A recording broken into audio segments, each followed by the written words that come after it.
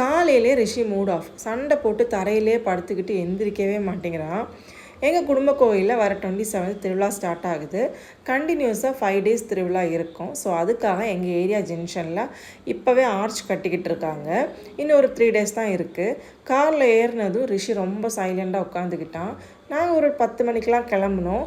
போகிற வழியிலே பிரேக்ஃபாஸ்ட்டும் சாப்பிட்டுக்கிட்டோம். சாப்பிட்டு வெளியே வந்து பார்த்தா இன்றைக்கி சரியான மழை.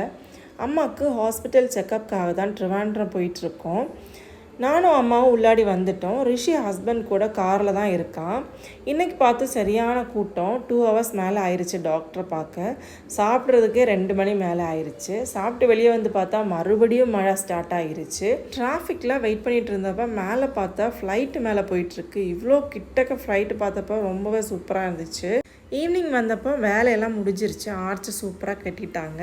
லைட்லாம் கூட போட்டுட்டாங்க. ஷார்ட்ஸ் பிடிச்சிருந்தா லைக்